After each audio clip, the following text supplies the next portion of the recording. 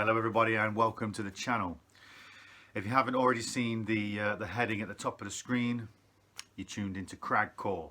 Okay, so if you've seen any of my other videos, you can probably tell by now that it's all off the cuff. Okay, it's impromptu, ad-lib type stuff, straight off the top of the dome, as they say in hip-hop. Basically, it's unscripted. All right, so this is my thoughts and opinions in the moment based on any given situation. All right, so where are we right now? We are almost a year on from when the first lockdowns were implemented on society. It's February the 4th right now. We're about a month and a half away from when the first lockdowns came into effect. I mean, what was that, March 24th or something, I think it was. March 26th, perhaps, in 2020. Now, we were all thinking back then that this lockdown procedure was going to be what would fix it. We were told, weren't we? We were told by Mr. Johnson that these lockdown restrictions would be simply a way of flattening the curve. Remember that? Do you remember that? I certainly remember, because I was told I couldn't go to work anymore. Being self-employed, a self-made individual, for over a decade, building my career up from nothing, was told that I couldn't go to work. Now, don't get me wrong, if anybody else who is watching this is actually self-employed themselves, or was, classed by the government as unemployed, which I found out when trying to apply for universal credit. Anyway, that's a side note. But if anybody else watching this video is unemployed, is self-employed, then you will also understand me when I say that to be self-employed means you work twice as hard, if not 3 times as hard as anybody else, because the work never actually stops, does it? We go home, we continue to work via email. If you do a creative job, the creative side of the job also eats into your home time. So we don't get much time to ourselves, do we? You know, we're never that far off the clock. If we are, it's usually when we're asleep. So as you can imagine, you know, I've absolutely busted my behind for the last over a decade, only to be told that I cannot then go to work.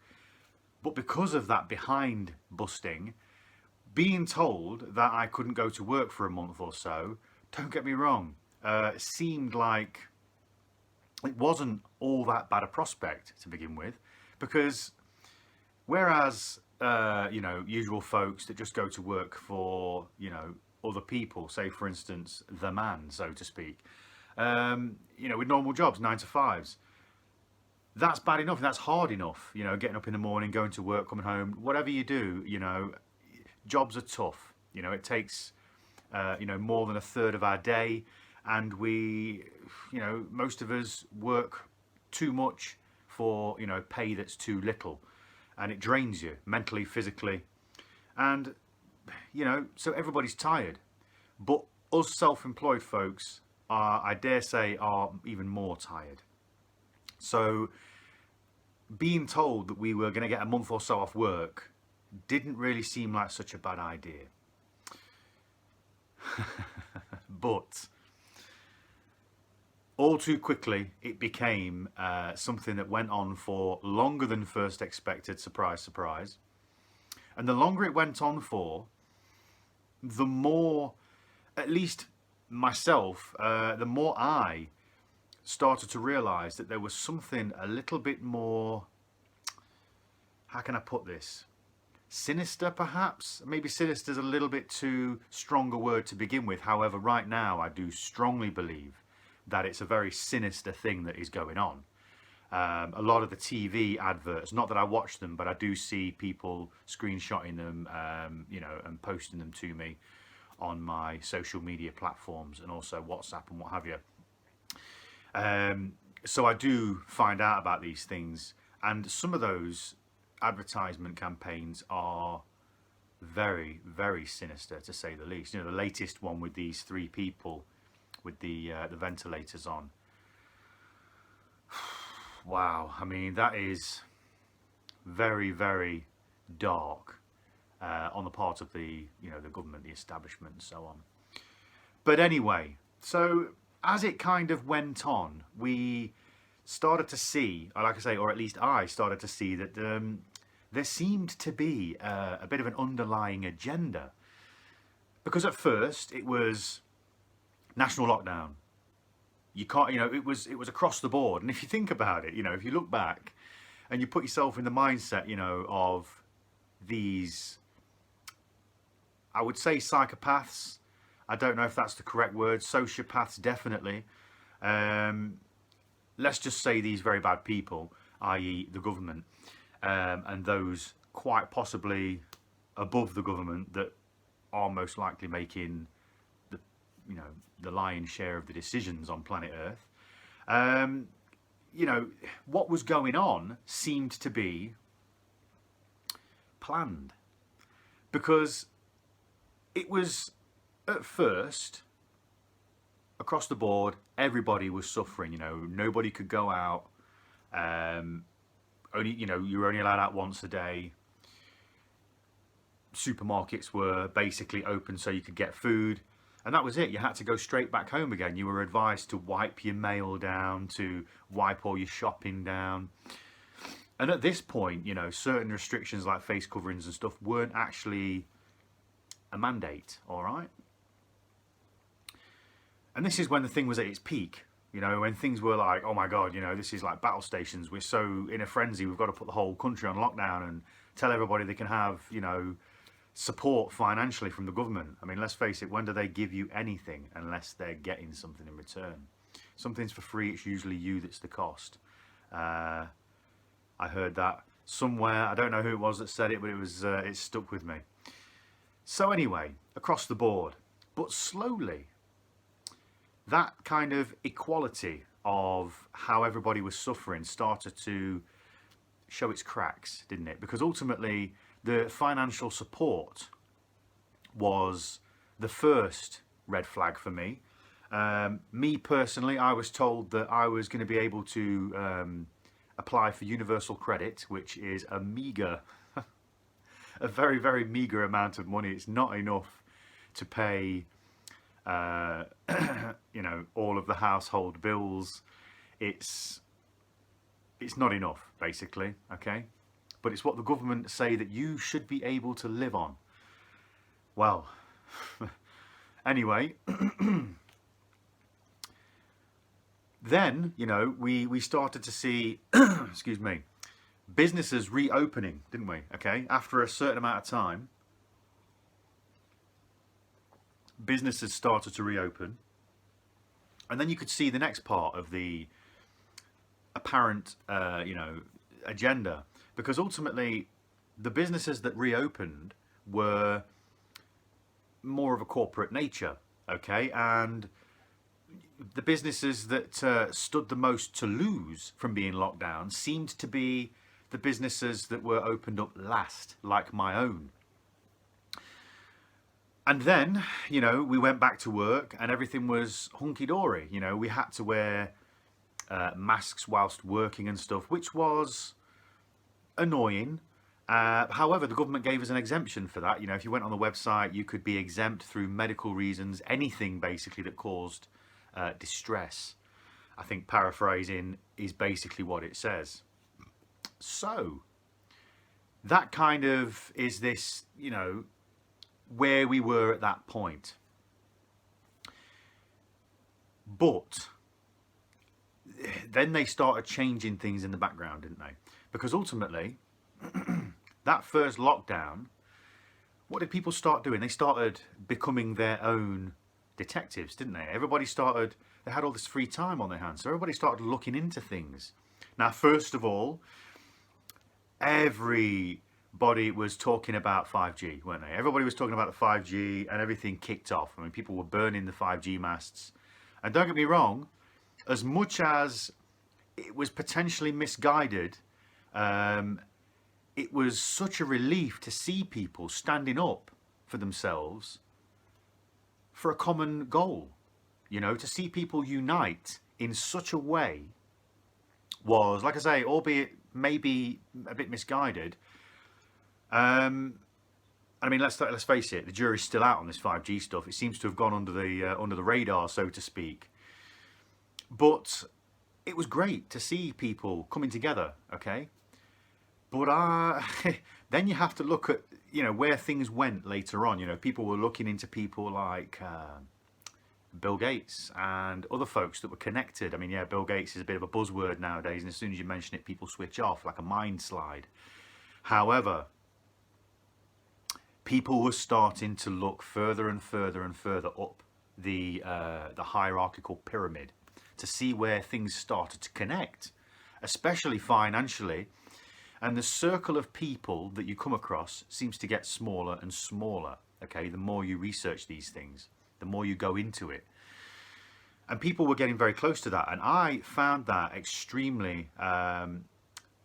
It was brilliant to see. You know, Facebook all of a sudden became this place of true activism. People were posting valid information that was set to open people's minds to the general deception that's been going on for many years. Okay, to put a number on the years that this has been going on would be very, very difficult. So I won't even go into that, although I have my own suspicions, and it's probably longer than what you can assume. However, that's just my opinion. However, then all of a sudden, we had the Black Lives Matter, the BLM scenario that kicked off with all of the riots. You know, obviously started with the unfortunate death of George Floyd, and then all of these riots ensued. And then what happened? You know, I am not taking away anything whatsoever from the motives in the hearts of the people that were taking part in these riots and stuff like that, because I completely acknowledge that if people are pissed off about something, they're going to act in a way that is pissed off, aren't they? You know, let's face it. And it's going to explode. You know, there's lots of other theories surrounding Antifa and the BLM organization, so to speak, and who runs them and funds them. And it potentially goes back to old white America, once again, funnily enough, old rich, old money white America. However, that's just something that I brushed upon back then and wasn't able to fully research myself at that point. Went off onto other things, so I won't go into that in great depth here because I can't really back up or substantiate anything really with regards to that. But I would definitely look up that yourself if you're interested. I must also continue with that at some point. However, that said, you know, not taking away anything from what happened or, you know, the validity of how people felt they were actually acting in the moment. But it did, we cannot deny that through all of that, it did serve to separate society once again. I mean, the ultimate eventuality of what happened there was this fissure in society where this old wound was then reopened, this gash, which was allowed to then bleed. And ultimately, this unity that was starting to happen through this united drive towards, or at least against, the corruption, towards finding out where this corruption led us to, up, like I say, up the pyramid, we were then split apart again by the age-old race issue. Now, let's face it, racism is a massive problem. I think problem is the wrong word. It's not a big enough word. It stinks, okay? I mean, racism is something that shouldn't even be, let's face it, okay? But you have to look at where it took us, and it took us apart again. You know, this wound was reopened and society broke apart. Now, whether that was by design You know, one only can wonder, because ultimately you have to look at these people that potentially are making these decisions, and if you are getting close to them investigatively, then ultimately the best way to hide yourself is to get people to fight amongst each other. And I'm not saying that that is what happened, but ultimately, I'm not saying that that's what was going on, whether it was planned or not, whether it was planned. However, it did ultimately serve that purpose. And people then stopped looking into things like 5G. People then stopped coming together and looking into this global corruption, didn't they? Because since then, it's not really been mentioned. If you mention it now, no one's that bothered. Yeah, it was overshadowed, and that was unfortunate, in my opinion, because I believe that society was really starting to go somewhere with all of that. But then what happens after that? You know, let's follow the timeline. The goalposts on the COVID scenario and how the science is used then changed. It started to change. Policies started to change. You see, now society's back fighting again. The government are back in control, or at least, you know, those above the government. Let's just say the government, for argument's sake. Anybody really with their eyes and ears open, or what have you, is probably well aware that the government aren't literally the be-all and end-all, that there are people behind them pulling the strings, rendering the government, you know, for want of a better word, puppets. So, but anyway, for the sake of, you know, keeping things simple and not having to reiterate that all the time, let's just say the government, all right? So, the government started to change the goalposts and what have you with regards to the, you know, how COVID is now dealt with, and how society then has to change in order to deal with the, you know, the new science, and so to speak. So they could only keep the first lockdowns going for so long, because like I said, you know, people coming together, people started to realize, people started to become their own researchers and their own kind of investigators. People still looking at this though now, because they've got this in their mind now that they need to keep looking at things. But because everybody's against each other on Facebook now, it becomes a war against this opinion about COVID and that opinion about COVID. So ultimately, now you've just got this battleground, which took Facebook and turned it into it was a cesspit, and it still is really. So we're now at this point, and we're kind of still there at the minute, where there is conflicting views, and yet all, you know, through it all, because people are fighting, the government have the power. They've regained the power over the beast, which is society.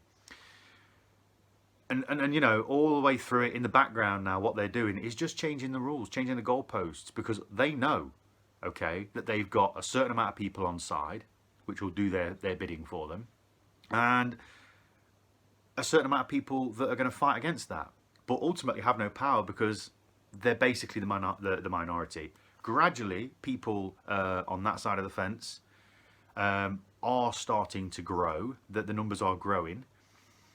But whether it's in larger numbers, you know, and in quick enough time, I don't know. Who knows? Let's just hope. Okay, let's hope. Hope is our biggest weapon, because without it, we become apathetic, and then there is no resistance. So let's just stay focused on hoping that there's going to be a better future through all of this.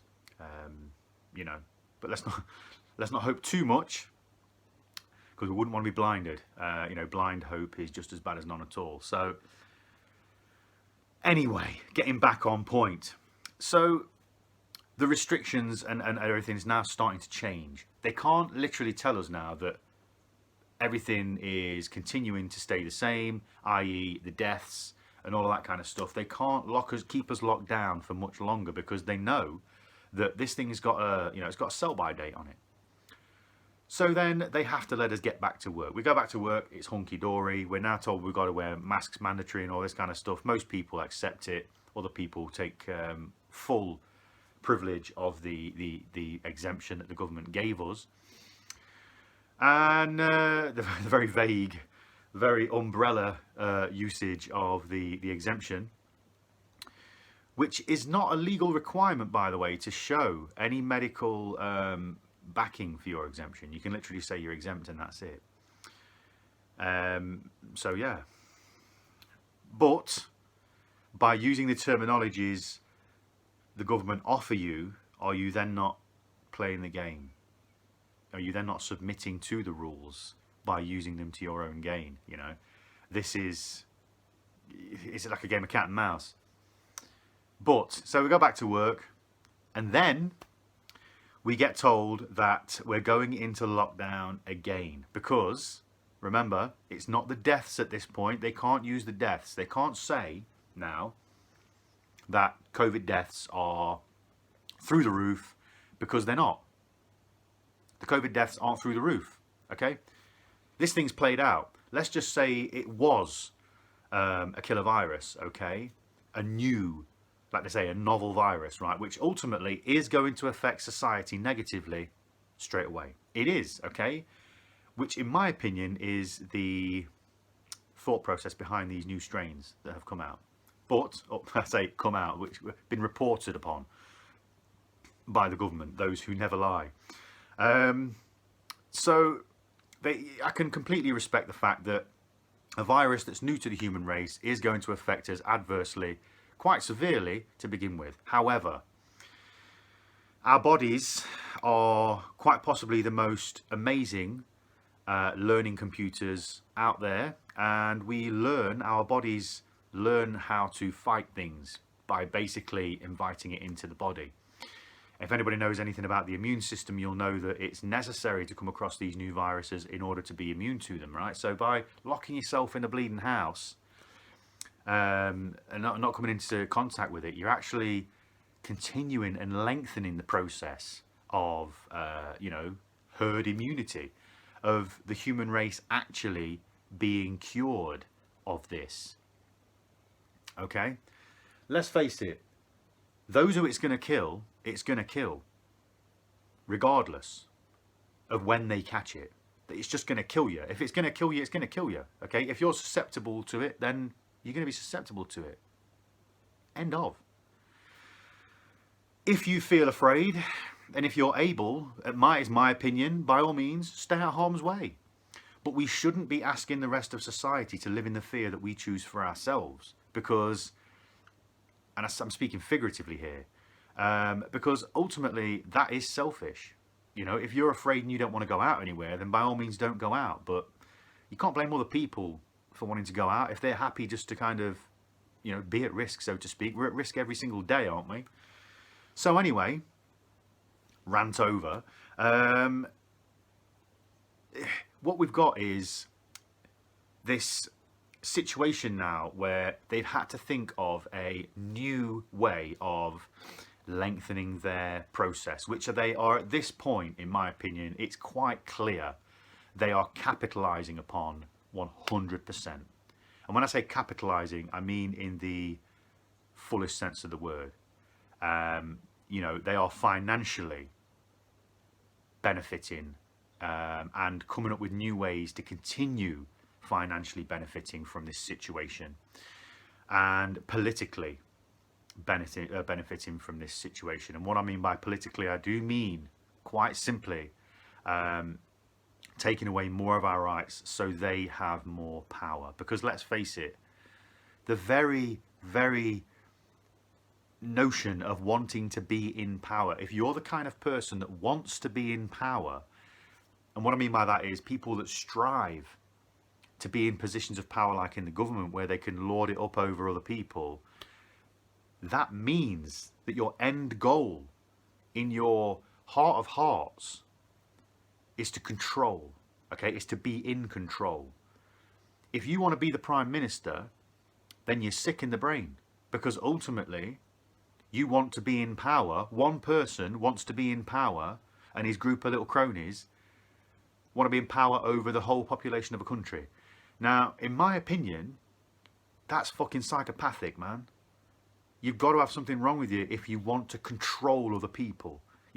If anybody's ever been in a controlling relationship, it's not nice, is it? You know, you got someone manipulating and controlling you and bullying you and scaring you so you do what they want you to do. That's literally what we're in. Our society is built in such a way that we are subject to our aggressors. Okay? That's literally where we are. And it's sad that nobody can see that. Okay? But anyway, let's get back on point. So they've got to come up with these new ways to try and keep us controlled, because they want to keep control. Now they've found, oh, we wanted control all these years. We've finally got this situation where we're able, whether it was planned from the beginning or not is irrelevant. At this point, we're in it, okay? So they're capitalizing upon it. And like I say, I truly believe at this point in the timeline, it's so visible, it's so obvious that it's being capitalized upon.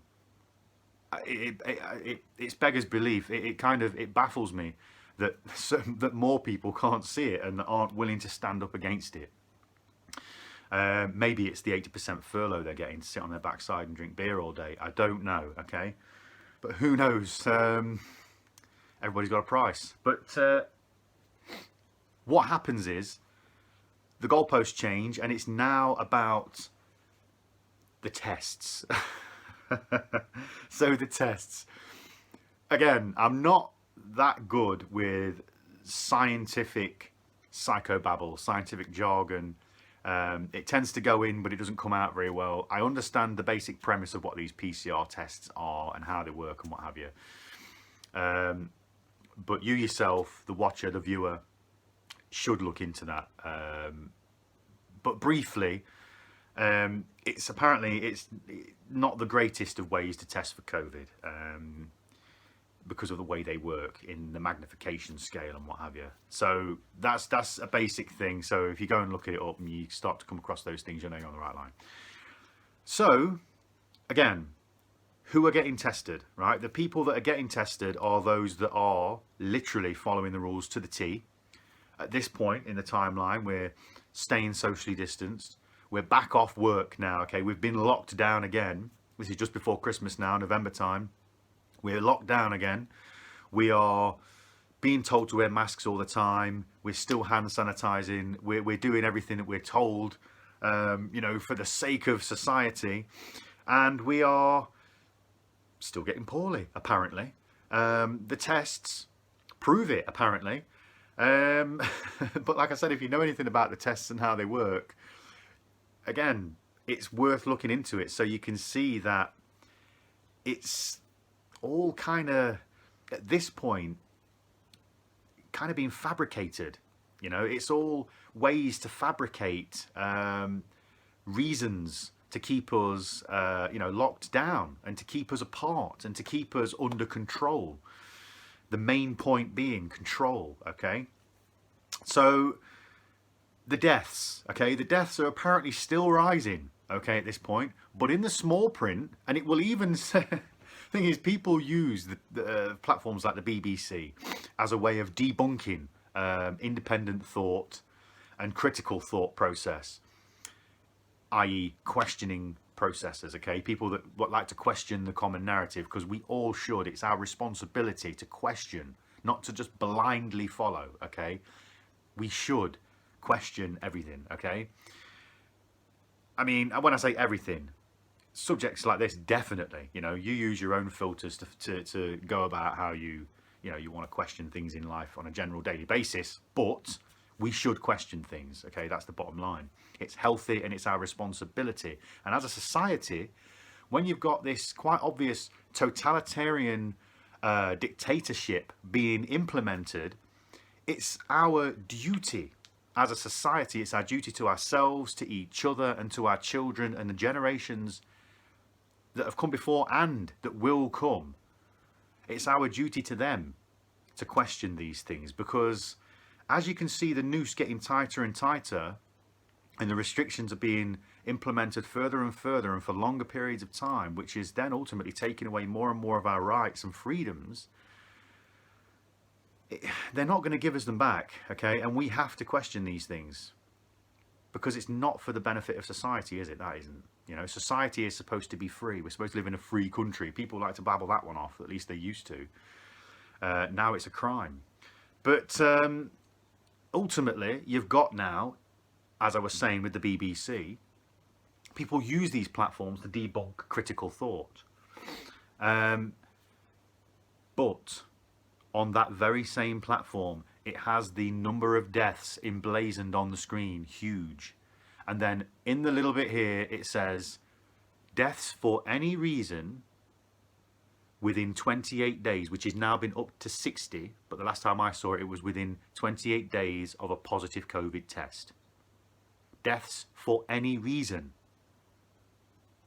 in the time frame of 28 days after having a positive COVID test. So ultimately, potentially you are dying with COVID, not of COVID, okay? So ultimately they are telling you in that fucking instance, but like I say now, excuse my French, in that instance, an offence to no French people, by the way, I know that wasn't a French swear word, got to remain PC, but now it's been up to 60 days, okay? And this is recently, so within 60 days of a positive COVID test now, you can be deemed, if you die after having a positive test, you can be deemed death of COVID, okay? Death from COVID. And it was said on Sky News, this reporter stood outside the front of 10 Downing Street and he basically said that we have been told you can walk out of your house and be hit by a bus within that 60-day period and they will still put it down as COVID because you had a COVID test. Why aren't people getting angry about this? Why aren't people saying, whoa there, hold on a minute, this ain't right?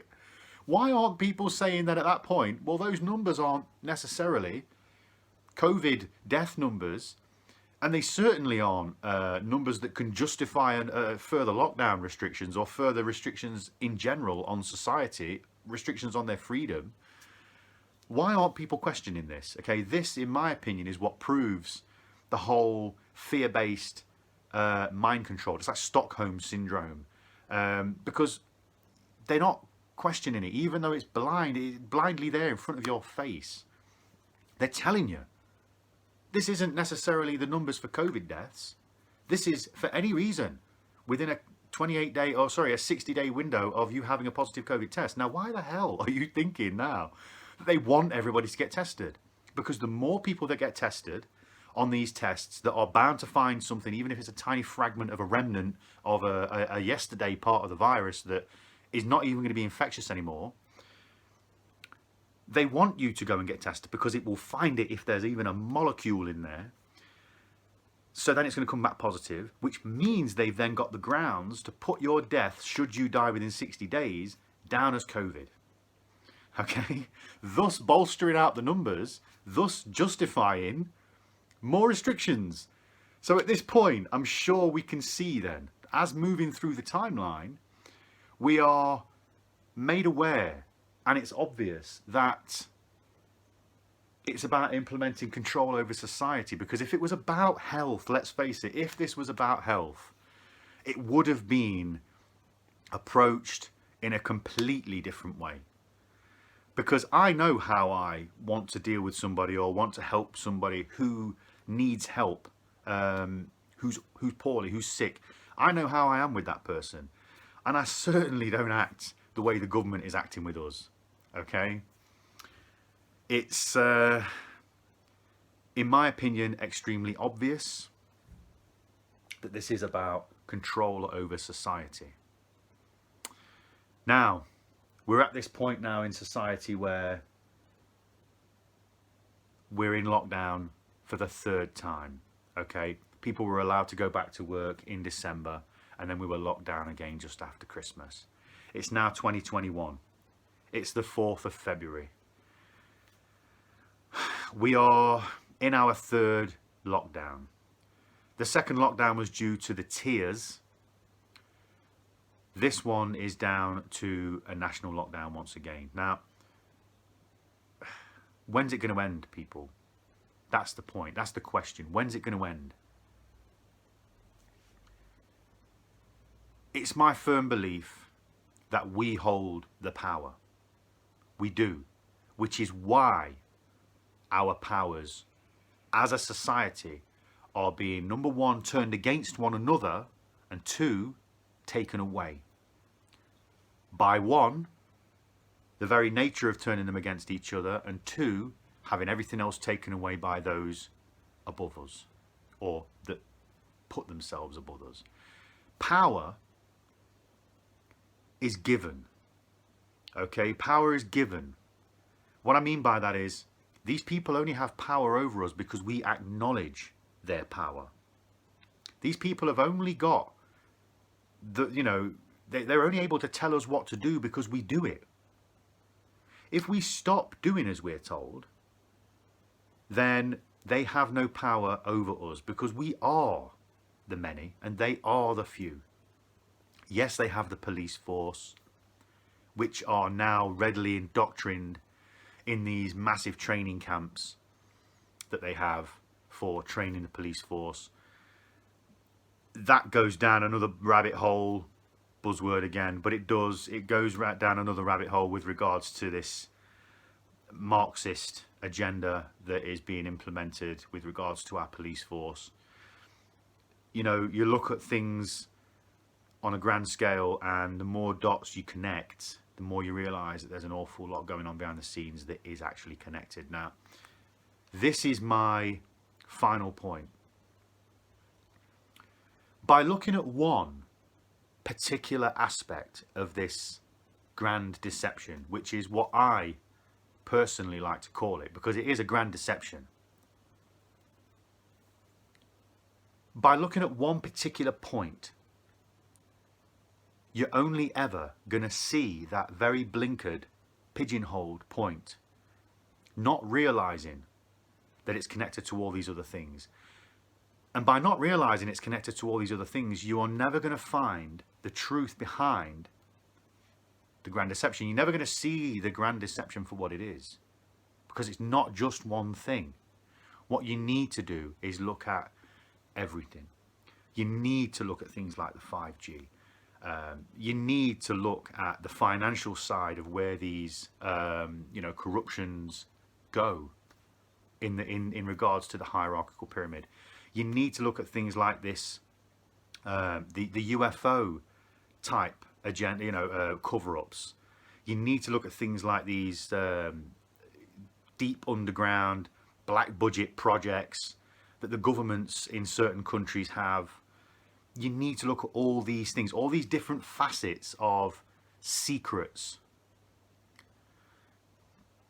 You need to look at other things like false flag events that have happened throughout our history. You need to look at ancient civilizations. There's all these different things. Once you start looking at them all, you can then start to see a bigger picture of how these things tend to connect. Because the more you look at them, the more you realize the same groups of people are in control of these things. The same organizations are involved. Then you start to see what the grand deception truly is. Then you're able to see the big overview. If somebody turns around and says, this is all about 5G, they're trying to bring in 5G. Well, no, it's not all about that.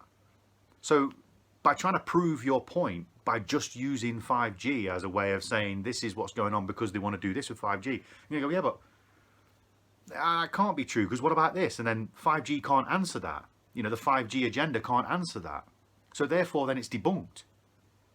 The 5G argument is then thrown out. But if you say then it's about 5G, it's about this, it's about this, and this combined, and these are the way it all connects, then people go, oh, well, that does actually start to paint a bigger picture, because that's what it is.